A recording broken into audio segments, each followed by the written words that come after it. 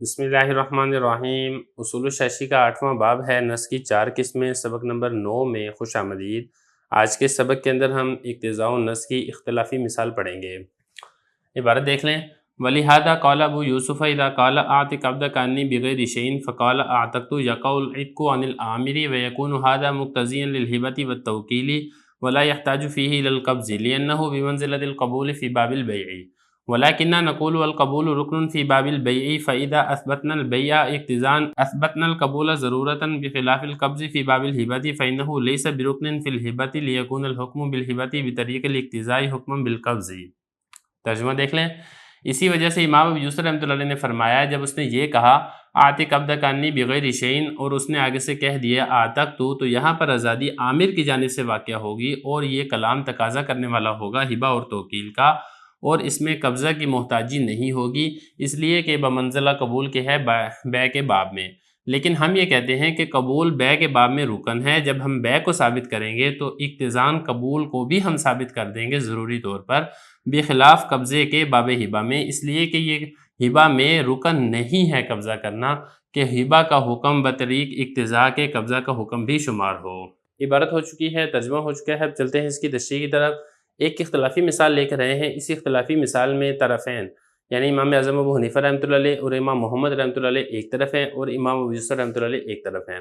مثال کیا ہے اور اختلاف کیا ہے، اس کو تھوڑا سا سمجھ لیتے ہیں۔ دیکھیں، آپ یہ سمجھیں کہ یہاں پر ایک شخص ہے خالد، وہ ہے عامر، اور ایک شخص ہے مجیب، وہ ہے مامور۔ یعنی عامر، یہ جو خالد ہے یہ مجیب کو حکم دے رہا ہے، تو خالد ہوگا عامر اور مجیب ہوگا مامور۔ اور یہ جو شکیل ہے، یہ شکیل غلام ہے کس کا؟ اس مجیب کا۔ اب خالد نے مجیب کو کہا کہ تمہارا یہ جو غلام شکیل ہے یہ تم میری جانب سے آزاد کر دو بغیر کسی چیز کے عوض میں۔ کیا کہا؟ آتق عبدک عنی بغیر شیء۔ کس نے کہا؟ خالد نے کہا۔ کس کو کہا؟ مجیب کو کہا۔ کس کے بارے میں کہا؟ اس غلام شکیل کے بارے میں کہا۔ اب یہ جو شکیل تھا، شکیل نے آگے سے کہہ دیا آتق تو، میں نے غلام آزاد کر دیا۔ اب آیا یہ جو غلام کی آزادی ہے شکیل کی، یہ آزادی مامور مجیب کی جانب سے واقع ہوگی یا پھر عامر خالد کی جانب سے واقع ہوگی؟ اس کے اندر اختلاف ہے۔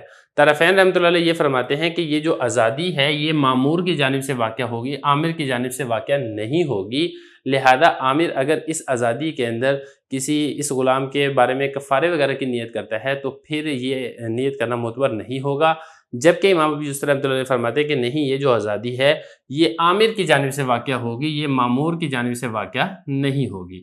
لہذا اگر عامر نے اس غلام کی آزادی سے کسی کفارے، مثال کے طور پہ قسم کا کفارہ ہے، اس میں آزادی کی نیت کر لیتا ہے تو یہ نیت معتبر ہوگی۔ یہ اختلاف ہے کس کا؟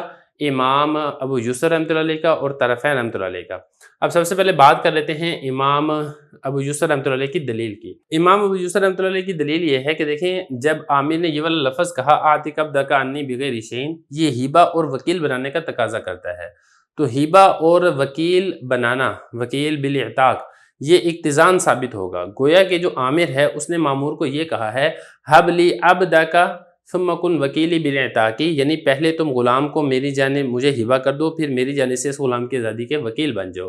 اور جب مامور نے یہ والی بات کہی آتق تو گویا کہ مامور یہ کہہ رہا ہے کہ میں نے اس غلام کو آپ کو پہلے ہبہ کر دیا اور آپ کی جانب سے میں نے اس غلام کو آزاد بھی کر دیا، یعنی جو مامور ہے اس نے ہبہ کا اور اسی طریقے سے وکیل بالاعتاق کا بطور اقتضاً اس کو قبول کر لیا ہے اور غلام کو عامر کی جانب سے آزاد کر دیا ہے۔ تو پھر اس کے اوپر سوال ہی پیدا ہوگا کہ دیکھیں، جو ہبہ ہے، ہبہ کے اندر تو قبضہ کرنا شرط ہے، یہاں پر ہبہ کے اندر قبضہ تو نہیں پایا جا رہا ہے۔ اس کے بارے میں امام یوسف رحمۃ اللہ علیہ فرماتے ہیں کہ دیکھیں، گزشتہ جو ہم نے مثال پڑھی تھی سبق نمبر 8 میں، اس میں جب ہم نے بیع کو اقتضاً ثابت کیا تھا تو بیع کا جو رکن قبول تھا اس کو بھی ہم نے بطور اقتضاء کے ثابت کر دیا تھا۔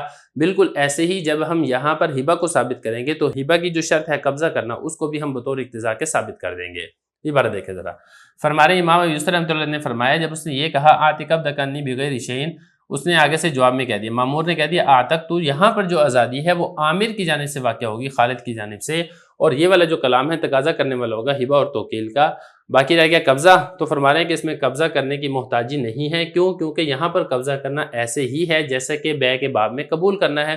جب ہم نے گزشتہ مثال میں قبول کو بطور اقتضا کے ثابت کر دیا تھا تو یہاں پر قبضہ بھی بطور اقتضا کے ثابت ہو جائے گا۔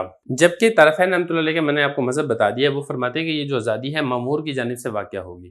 طرفین جواب دیتے ہوئے امام ابو یوسف رحمۃ اللہ علیہ کو جواب دیتے ہوئے فرماتے ہیں کہ دیکھیں، بیع کے باب میں جو قبول ہے اور ہبہ کے باب میں جو قبضہ، ان دونوں کے درمیان بڑا فرق ہے۔ بیع کے باب کے اندر جو قبول ہے وہ ایک رکن کی حیثیت رکھتی ہے اور کوئی بھی چیز اپنے رکن کے بغیر نہیں پائی جاتی ہے، رکن کے بغیر چیز ادھوری ہوتی ہے۔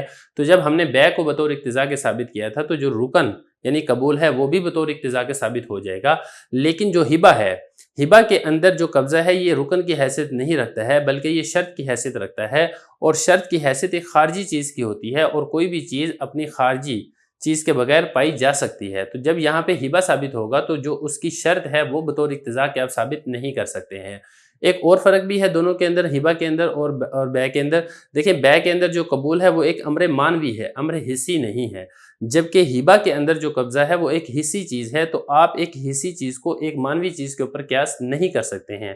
تو لہذا جب ان دونوں کے درمیان فرق ہے تو اب یہاں پر آپ جب اس نے یہ والی بات کہی آتیک عبد کانی بغیر شیء، اس کلام سے آپ ہبہ اور توکیل بالاعتاق مراد نہیں لے سکتے ہیں۔ اگر وہ آزاد کرے گا تو یہ جو آزادی ہے مامور کی جانب سے واقع ہوگی، عامر کی جانب سے واقع نہیں ہوگی۔ ولیکن تو یہ کہتے ہیں، ہم سے مراد کے طرفین کہتے ہیں کہ جو قبول ہے بیع کے باب میں یہ رکن کی حیثیت رکھتا ہے۔ جب ہم بیع کو ثابت کریں گے اقتضان تو پھر قبول بھی اقتضان ہمیں ثابت کرنا پڑے گا۔